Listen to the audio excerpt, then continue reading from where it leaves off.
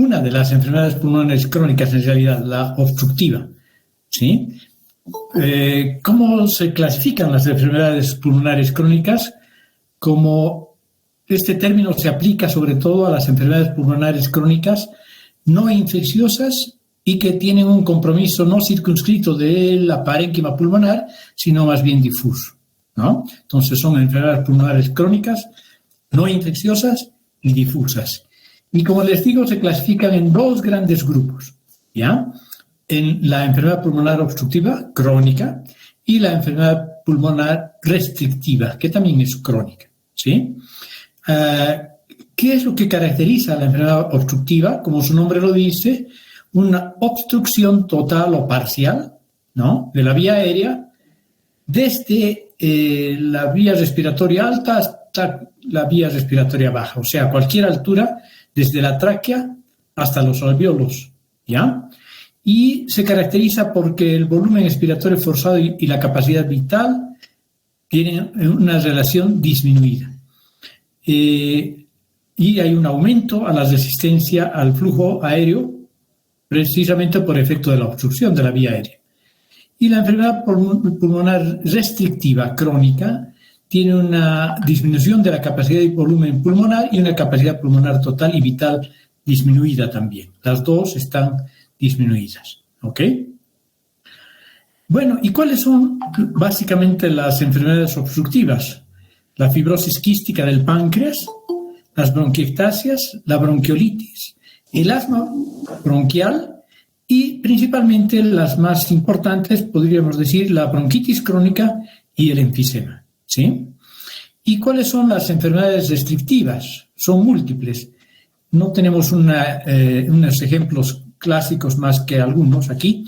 Problemas de la pared torácica, como obesidad, escoliosis o alteraciones en la inervación. Enfermedades intersticiales e infiltrantes del parénquima pulmonar, como las neumoconiosis, ¿no?, como la fibrosis pulmonar y muchas otras enfermedades fibrosantes y granulomatosas que afectan el parénquima pulmonar. Este proceso, las enfermedades pulmonares restrictivas, vamos a avanzar en la próxima clase. Bueno, estas son las cifras normales del volumen expiratorio forzado en el primer minuto, entre el 80 y 120%, y la capacidad pulmonar total ventilatoria del 80 al 120%, ¿sí?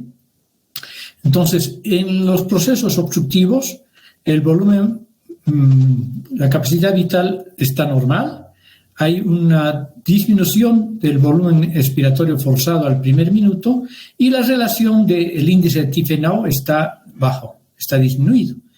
En los procesos restrictivos, tanto la capacidad vital forzada como el volumen expiratorio forzado están disminuidos, por lo tanto, al estar ambos disminuidos, el índice de TFNO, la relación entre una y otra, son normales. Pero hay procesos mixtos que no son excepcionales. Hay muchas veces que se conjuncionan procesos obstructivos como restrictivos, ¿no? Hablemos primero del EPOC, de la enfermedad pulmonar obstructiva crónica, que es nuestro tema de hoy, que consiste en un espectro de enfermedades que van desde el enfisema puro hasta la bronquitis crónica pura, ¿sí?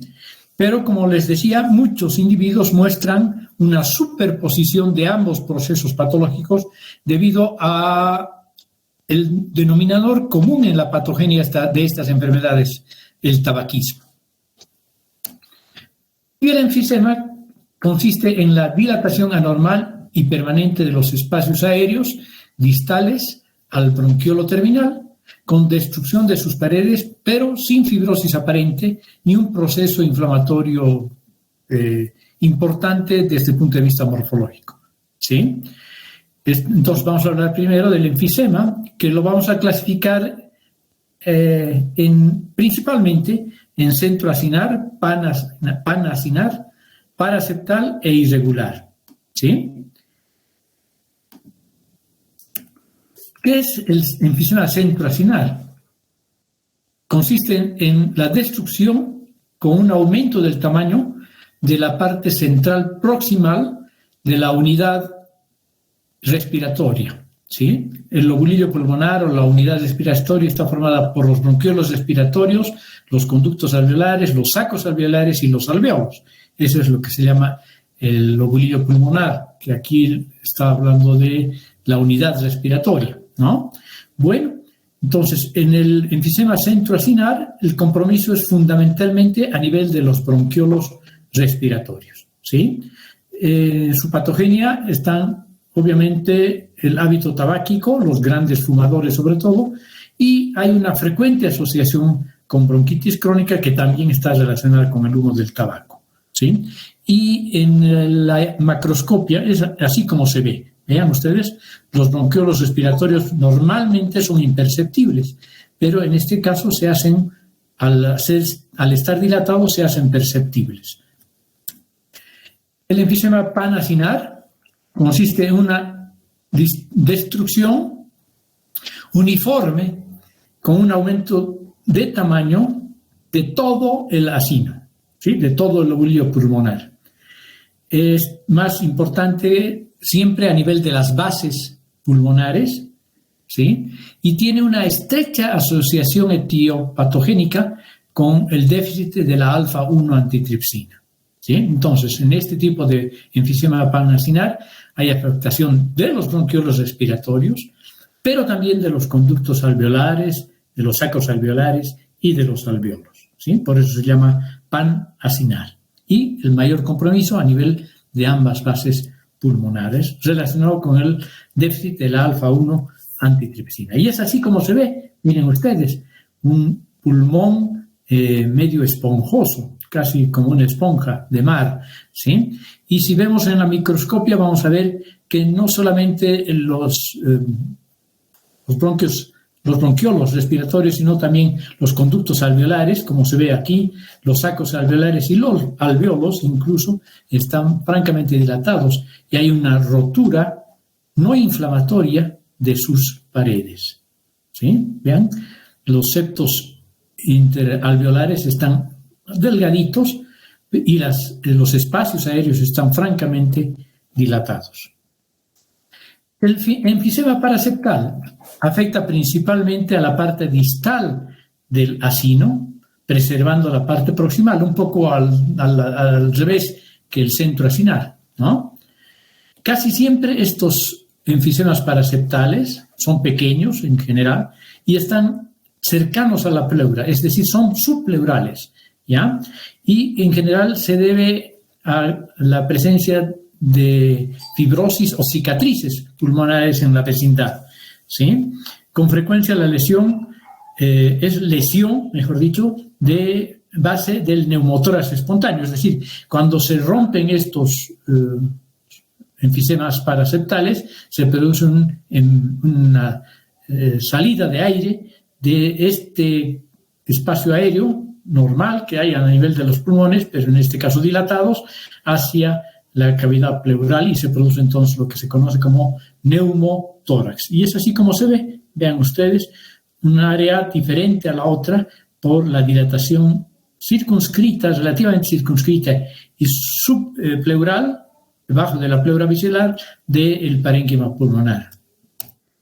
Y el enfisema irregular, pues es una afectación irregular, como su nombre lo dice, del acino, o sea, del lobulillo pulmonar, también asociado a procesos cicatriciales, habitualmente asintomático. Hay también otras entidades relacionadas con esto, como el enfisema ampolloso, que se caracteriza por corresponder a burbujas pequeñitas de 1 centímetro.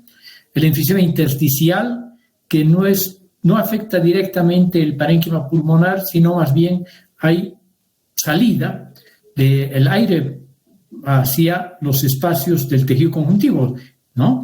Desde la vía respiratoria hacia el aire del tejido conjuntivo, del pulmón al mediastino o del tejido subcutáneo, ¿no? Entonces, hay una entrada de aire al tejido conectivo desde el pulmón o hacia el mediastino o hacia el tejido subcutáneo. Es muy frecuente que ocurra esto por pequeños desgarres, por traumatismos o por gritos exagerados. A veces un esfuerzo inusitado al hablar o al cantar o al gritar, en realidad se puede producir esto también. Otros tipos de enfisemas, la hiperinsuflación compensadora, que no es lo mismo que enfisema propiamente, la hiperinsuflación obstructiva y el enfisema intersticial, ¿no? La hiperinsuflación compensadora es una dilatación de los alveolos sin destrucción de sus paredes, de los septos que separan las paredes de los alveolos. Está ocasionada por la pérdida de sustancia pulmonar en otros lados, ¿no? Por ejemplo, la eliminación quirúrgica de un pulmón o de un lóbulo pulmonar. ¿Sí? Entonces, esta es una hiperinsuflación compensadora del tejido parenquimatoso pulmonar no resecado, para compensar el tejido pulmonar resecado. La hiperinsuflación obstructiva, en la cual el pulmón se expande porque hay aire atrapado en su interior que no puede salir. Entonces, ocasionado por una obstrucción total o parcial, ejemplo, tumor o cuerpo extraño. Luego tenemos el enfisema intersticial, ¿sí? Que consiste en la entrada de aire en el tejido conectivo del pulmón mediastino o tejido subcutáneo, como acabamos de ver en la anterior diapositiva, ocasionada por los desgarros alveolares del enfisema pulmonar que permite la entrada del aire al estroma pulmonar, o los desgarros alveolares que producen incrementos rápidos de la presión dentro de los alveolos por esfuerzos inusitados, como les he dicho, una combinación de un efecto de la tos, una tos muy fuerte o una obstrucción bronquial. ¿Ya? Bueno, esta es una disquisición que se hace entre la diferencia entre hiperinsuflación y enfisema verdadero, ¿no? Entonces, el inflado excesivo se refiere a la expansión de la totalidad o parte de un pulmón como resultado de la obstrucción mecánica y la consiguiente retención de aire en el pulmón, ¿no? La obstrucción puede ser causada por un tumor o un cuerpo extraño o por broncoconstricción y moco. En cambio, en el enfisema no hay obstrucción mecánica, hay una obstrucción funcional del flujo del aire. ¿Por qué? Porque hay una destrucción parenquimatosa con disminución significativa del área de superficie de intercambio. ¿Ok? En la patogenia del enfisema verdadero, claro, la hipótesis más aceptada es la de un desequilibrio entre proteasas y antiproteasas, ¿sí? Esta hipótesis está sustentada por varios hechos, ¿sí? Uno de los principales es que en individuos con un déficit hereditario del principal inhibidor de las proteasas, que es la alfa-1 antitripsina, presentan enfisema invariablemente a una edad más temprana, peor aún si fuman. Otra evidencia es la instilación intrapulmonar de enzimas proteolíticas, provocando un enfisema a nivel de animales de experimentación. Y otra, que es el tabaco, que es central en la patogenia de estas enfermedades, contribuye al enfisema reclutando neutrófilos al interior del pulmón por factores segregados por los macrófagos alveolares activados por el humo del tabaco, del cigarrillo, estimulando la liberación de elastasa por los neutrófilos, facilitando la actividad de la elastasa de los macrófagos e inactivando la alfa-1 antitripsina por agentes oxidantes presentes en el humo del tabaco y por los productos radicales libres liberados por los neutrófilos activados, ¿sí? Como oxígeno reactivo, por ejemplo, ¿sí? Entonces, vean ustedes cómo participa el tabaco al estimular a las células inflamatorias y al inhibir la antiproteasa más importante, que es la alfa-1 antitripsina, ¿no? Entonces, aquí tenemos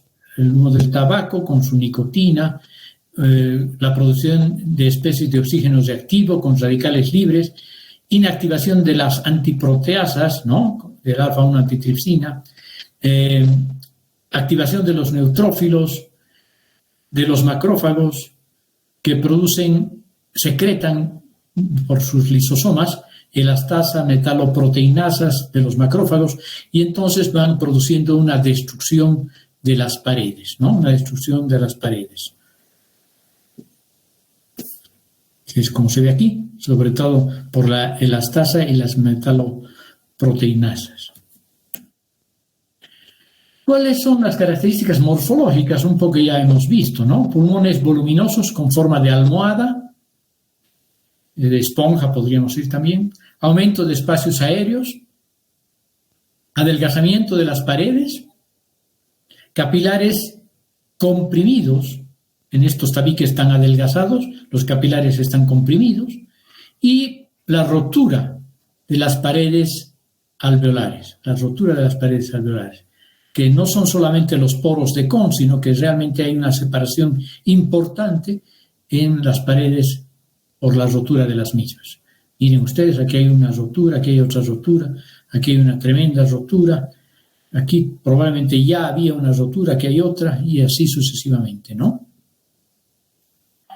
Bueno, pasamos a la otra entidad importante de la enfermedad pulmonar obstructiva crónica, el EPOC, la bronquitis crónica, ¿sí? ¿Cómo se define clínicamente? Porque tiene, por sobre todo, una definición clínica la bronquitis crónica. Consiste en un individuo que presenta tos persistente, que produce expectoración durante por lo menos 3 meses por 2 años consecutivos. ¿Sí? Esa es la definición clínica. Un tosedor de 3 meses de duración por 2 años consecutivos. ¿Sí? En la patogenia, no quiere decir que si tose 4 o 5 meses no esté dentro de esta clasificación, obviamente, dentro de esta definición. Bien. En la patogenia, lo que se produce es una irritación crónica de las vías respiratorias por sustancias inhaladas, especialmente el humo del tabaco.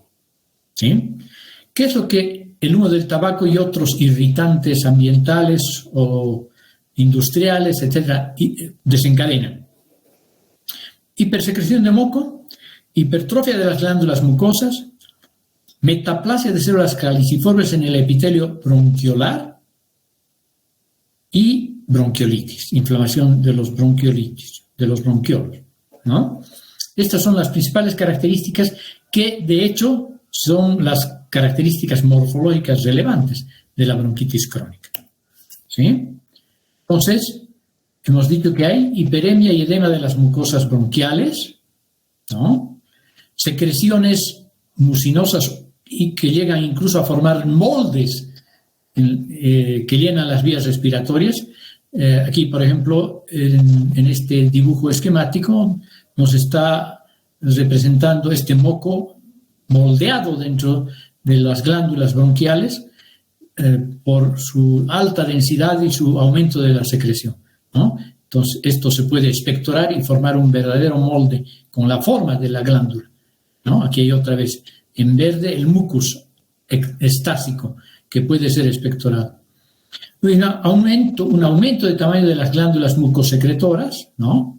Vean ustedes, están incrementadas en su diámetro, en su tamaño, y hay una proliferación celular incluso.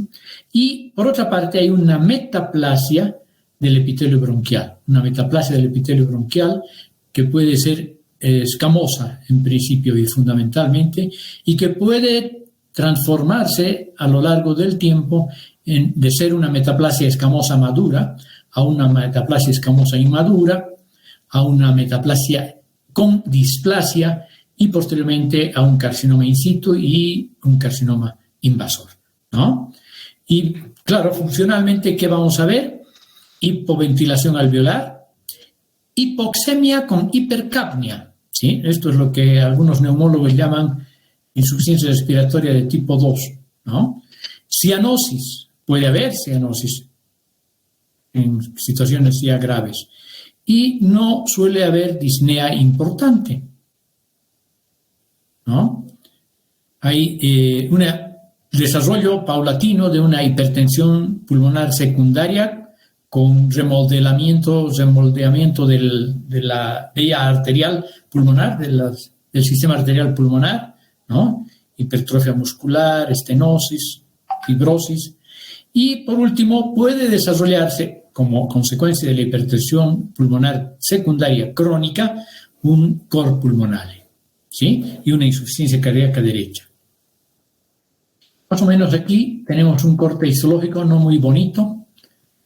Reconozco que he flojeado, no he buscado otra imagen más bonita, esta la tengo hace tiempo, pero vean ustedes, hay edema, hay congestión vascular, hay infiltrado inflamatorio y, bueno, hay una hiperplasia del epitelio. No se ve aquí metaplasia todavía. Bueno, otra entidad que, aunque no es la clásica, el clásico EPOC, está dentro de la patología obstructiva pulmonar, es el asma bronquial, ¿sí? Es la enfermedad pulmonar que causa disnea más frecuentemente, ¿sí? Y que además de disnea presenta tos y sibilancias. Un espectro semiológico importantísimo es la presencia de sibilancias, que son procesos recurrentes, disnea, tos y sibilancia recurrentes, ¿sí? Hay una obstrucción de las pequeñas vías, ¿sí?, por alteraciones morfológicas y también por broncoconstricción. Afecta al 10% de los niños y al 5% de los adultos. Vean cuán importante y frecuente es esta enfermedad. Y se especula que está habiendo un incremento en su frecuencia por la contaminación atmosférica que vivimos los ciudadanos de esta época, ¿no? Independientemente de la causa, porque es multicausal, multifactorial, el patrón de respuesta es similar. ¿Qué quiere decir esto? Que hay una inflamación crónica de bajo grado, no muy intensa, sobre los diversos estímulos que producen exacerbaciones agudas. Varias son las causas conocidas. Aquí tenemos la alergia, ¿no?, principalmente los ácaros domésticos, infecciones, sobre todo víricas, exposición laboral a agentes irritantes o alergenos, inducción por fármacos, antagonistas de la beta-asa, gases irritantes, dióxido de azufre, óxido nítrico, ozono, etcétera, etcétera, estrés psicológico, ejercicio y frío. Vean ustedes, estos eventos que son normales en nuestra vida cotidiana también pueden desencadenar ataques de asma bronquial. Bueno, y decíamos que hay alteraciones funcionales, pero también hay alteraciones estructurales, ¿sí?, que se caracterizan básicamente por una respuesta inflamatoria crónica compleja de la mucosa bronquial. ¿Y en qué consiste esta respuesta inflamatoria crónica compleja? En muchos eventos, ¿no? Broncoconstricción por aumento de la respuesta contráctil del músculo liso bronquial. Es un evento importante, broncoconstricción. Hipersecreción de moco con impactación en las vías aéreas. Ese moco se vuelve abundante y viscoso y es difícil de eliminar, pero cuando se elimina se llegan a eliminar grandes cantidades, incluso moco moldeado, ¿no? Edema de la mucosa que produce estrechamiento de las vías aéreas. Extravasación de plasma en los tejidos submucosos a través de la pared vascular. Infiltración de la mucosa bronquial por eosinófilos, mastocitos, células linfoides y macrófagos. Llaman importante atención, aunque frecuentemente las células linfoides son las más numerosas, pero llama la atención la presencia de bastante cantidad de eosinófilos y mastocitos, ¿ya? Y claro, como siempre en toda inflamación crónica, de linfocitos y macrófagos. Puede llegar a haber necrosis focal del epitelio de las vías aéreas. No es un evento muy frecuente. Hay, posteriormente, como todo fenómeno inflamatorio crónico y repetitivo, puede haber fenómenos reparativos con depósito de colágeno bajo el epitelio bronquial en casos de larga evolución. El tabique contiene cristales de Charcot-Leyden, que son cristales derivados de los granos de los eosinófilos, que los tienen en su citoplasma, y las espirales de Kurtzman, formadas por estos moldes mucosos de las vías respiratorias de pequeño calibre, ¿no?, por lo denso y viscoso que son esas, y abundante que son esos mocos. Aquí tenemos entonces lo que acabamos de describir. Vean ustedes, un exudado inflamatorio importante.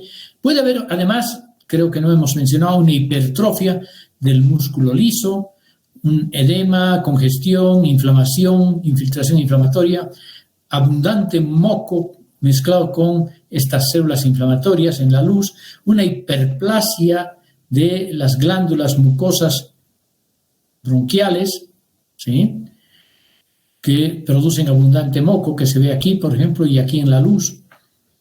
Entonces, todos esos son eventos que de alguna manera van a permitir un engrosamiento significativo de esta porción de la pared bronquial, ¿no? Un engrosamiento de la mucosa sobre todo, y la submucosa también.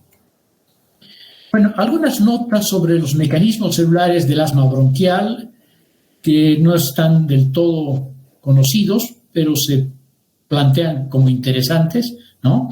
Sabemos que es una respuesta inflamatoria crónica compleja, ¿sí?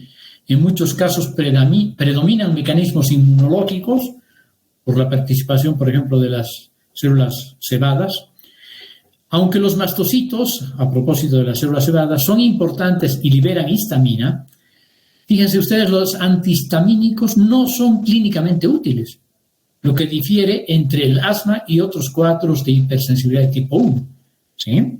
O sea que, aunque se considera, el asma bronquial está considerada como una hipersensibilidad de tipo 1 por su mecanismo de secreción de mediadores químicos preformados y derivados del ácido araquidónico, de todos modos, los antihistamínicos no actúan de manera muy efectiva como tratamiento del asma bronquial. De hecho, no se utilizan en las crisis. Hay un predominio de linfocitos T en el infiltrado inflamatorio, ¿no? Y ustedes saben que cuando participan los linfocitos T hay una respuesta inmune. Por eso hablaban de mecanismos inmunológicos, ¿sí? En el infiltrado inflamatorio, estos linfocitos T liberan interleucina 5, que son reclutadores de eosinófilos, ¿no? Son quimiotácticos para eosinófilos. Y se cree que los eosinófilos son importantes en la patogenia porque liberan leucotrienos, ¿no?, prostaglandinas, factores de necrosis tumoral y otros mediadores químicos que aumentan, ¿sí?, factor activador plaquetario, por ejemplo, que aumentan la respuesta del músculo liso bronquial a largo plazo. Entonces, algunas consideraciones. La estimulación de nervios aferentes por mediadores inflamatorios pueden liberar péptidos locales como sustancia P, productores de edema e hipersecreción de moco. Probablemente estos mecanismos nerviosos, ¿no?, sistema nervioso autónomo simpático, estos mecanismos neurales juegan un papel importante y es que contra ellos ahora se dirigen los nuevos tratamientos. La inflamación de las paredes bronquiales puede provocar restricción del flujo aéreo al producir pérdida del surfactante, lo que dificulta aún más su apertura.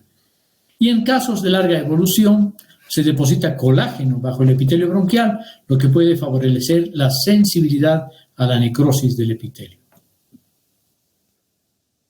Otro cuadro interesante que forma parte de los EPOC, de las EPOC en realidad, la bronquiectasia. ¿Qué es la bronquiectasia o qué son las bronquiectasias? Dilataciones anormales del árbol bronquial que en forma crónica predisponen a las infecciones recurrentes, ¿ya? Y es por eso que se caracterizan en cada uno de estos, de la activación de estos cuadros, tos y hemoptisis recurrentes, que aparecen y desaparecen, se los trata y vuelven a aparecer. Estos cuadros se caracterizan sobre todo por una abundante expectoración de aspecto infectado, ¿sí? Su nombre lo dice, bronquiectasia, ectasia de secreciones bronquiales, ¿no? Muy bien. Estos cuadros cursan mediante episodios recidivantes de infección respiratoria, porque una complicación de las bronquiectasias son las frecuentes infecciones recurrentes que van a estar producidas por una flora microbiana mixta que incluye anaerobios. La localización más frecuente, como vemos en esta radiografía, es a nivel de las bases pulmonares, ¿sí?, en donde las vías distales, sobre todo vías respiratorias distales, están dilatadas hasta 5, incluso 6 veces su calibre normal, vean ustedes. Y aquí están las secreciones de moco, miren, moldeadas, igual que en el asma o peor que en el asma, mucho peor que en el asma. Y claro, vamos a ver después la histología. Dos factores principales predisponentes: la interferencia con el drenaje de secreciones bronquiales por obstrucción de las vías aéreas proximales, por tumores, cuerpos extraños, la hiperviscosidad del moco bronquial, como ocurre en la fibrosis quística del páncreas, o el síndrome de cilios inmóviles, que dificulta la movilización del moco desde las vías inferiores hacia las vías respiratorias superiores para que sean posteriormente deglutidos o expectorados. Por otra parte, toda estasis, como saben, en todos los órganos de nuestro cuerpo, en todos los sistemas de nuestro cuerpo, favorecen las infecciones. Por lo tanto, además de estas secreciones bronquiales espesas, por estos mecanismos, hay una infección recurrente y persistente con debilitamiento de las paredes bronquiales favorecida por la retención de secreciones e inmunodeficiencia, como por ejemplo en los cuadros de hipogamaglobulinemia. Pero también puede ser idiopática en muchos adultos sin una causa aparente conocida, ¿ya? Entonces hay una destrucción no solo hay una gran dilatación de las vías aéreas respiratorias distales, sino que también hay una destrucción con necrosis incluso del parénquima, ulceración del epitelio y una gran inflamación y posteriormente a la inflamación fibrosis recurrentes, ¿no? Y aquí tienen, miren, una bronquiectasia congénita de larga data puede llegar a determinar en este segmento pulmonar prácticamente una desaparición del parénquima funcional. Aquí hay un reemplazo casi total por estos bronquios dilatados. Aquí un poco menos, pero también significativa bronquiectasia. Y esta es la imagen de estos pulmones o estos segmentos pulmonares en la histología. ¿Cuáles son las complicaciones de las bronquiectasias? De hecho, las infecciones son intercurrentes, ¿no? Y claro, como las infecciones son intercurrentes, hay supuración crónica que se pueden complicar con la formación de abscesos pulmonares. Incluso se pueden romper hacia los vasos sanguíneos estos abscesos pulmonares, diseminándose por vía sanguínea a otros órganos, como por ejemplo el cerebro, donde pueden producir absceso cerebral. Y como todo el proceso inflamatorio crónico, también puede haber amiloidosis. Muy bien, eso sería el tema de hoy. Solamente ahora vamos a repasar rápidamente las principales enfermedades, sus mecanismos, ¿ya? Asma bronquial se divide en el asma atópica, alérgica o extrínseca, y el asma no atópica o asma intrínseca, ¿sí? ¿Qué es lo que se caracteriza? ¿Cuál es el mecanismo del asma bronquial? Hiperreactividad de las vías aéreas secundaria a varios estímulos, ¿no? Con episodios de broncoconstricción, además de, claro, hipersecreción de moco, inflamación, etcétera, etcétera, lo que hemos visto, ¿no? En el asma atópica o alérgica extrínseca, los alergenos son inhalados y producen una hipersensibilidad de tipo 1. Esto es responsable del incremento de los eosinófilos en el exudado inflamatorio que está ubicados en las paredes y en la luz también de los alvéolos, y también hay una eosinofilia relativa en sangre periférica. Y en el asma no atópica, broncoconstricción inducida por infecciones, frío, poluentes atmosféricos, típicamente en adultos de mediana edad, ¿sí? Esto es más frecuente en niños y esto en adultos de mediana edad. La bronquitis crónica, irritación crónica de las vías aéreas, ¿sí? Cigarrillos y polución del aire están involucrados. Es complicada por infecciones repetitivas, tos productiva por más de 3 meses de 2 años consecutivos, Existe una hipersecreción de moco, hipertrofia de las glándulas mucosas e hiperplasia de las células caliciformes, ¿sí? Entonces, la hipertrofia e hiperplasia de las glándulas mucosas y de las células caliciformes obviamente tiene que ver con la hipersecreción de moco. El enfisema destrucción de la estructura acinar normal del lobulillo pulmonar, estamos hablando, con dilatación secundaria de los espacios aéreos. Eso es lo característico, ¿no? El enfisema centrolobular o centroacinar, afectación predominante de los bronquiolos respiratorios y de las estructuras proximales al acino respiratorio, respetando los alveolos distales. Más frecuentemente visto en fumadores. Compromiso predominante de los ápices pulmonares. Creo que eso no mencionamos. Los ápices pulmonares. Panlobular, compromiso de todo el acino pulmonar. O sea, no solo del bronquiolo respiratorio, sino de los sacos alveolares, conductos alveolares y de los alveolos. Compromiso predominante de las bases pulmonares. Una frecuente asociación con deficiencia de alfa-1 antitripsina. ¿Sí? Paraseptal o irregular, cicatrices focales que condicionan pequeños focos dilatados de los alveolos, frecuentemente subpleurales, espacios aéreos dilatados, ¿no? En relación con cicatrices focales. Bronquiectasias. Infección crónica que determina una destrucción de la pared bronquial con dilatación de los mismos. ¿Sí? Puede ser localizada o puede ser difusa. Cuando es localizada se trata de una obstrucción local por neoplasia, agrandamiento ganglionar, una adenomegalia, inhalación de cuerpos extraños o una obstrucción secundaria a una infección propiamente dicha. Y las difusas secundarias a una condición congénita, tal como fibrosis quística, síndrome de cilios inmóviles, síndrome de Cartagener, afectación funcional de las vías respiratorias, causando su obstrucción mucosa. Muy bien. Con eso terminamos la parte de EPOC, ¿ya? Y entonces nos veríamos el próximo miércoles con la patología de restrictiva, pulmonar restrictiva, enfermedad inflamatoria restrictiva crónica. ¿Ok? Está bien, doctor. Gracias, doctor. Gracias. Chao, chao, nos vemos. Yamil, dime.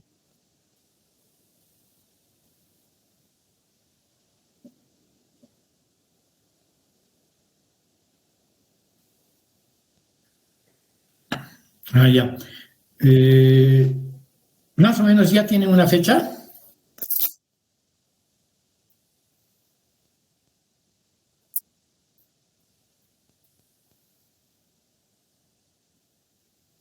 Ya. Bueno, más o menos siguiendo la secuencia de los capítulos cardiovascular, del capítulo de vascular solo entra arteriosclerosis, ¿no? Y sobre todo aterosclerosis. De la patología cardíaca, todo. ¿Ya? No hago preguntas de trasplante, sin embargo, pero entra todo. Luego, de patología pulmonar hasta cáncer pulmonar. En el primer parcial no entra cáncer pulmonar, ¿ya? De todos modos, les voy a hacer llegar en el curso de esta semana a mi grupo, y mi grupo les distribuye como hacemos en las teóricas ahora, ¿ya? ¿De acuerdo? Listo, familia. Un gusto, que os vaya muy bien. Gracias, doctor. Chao, chao.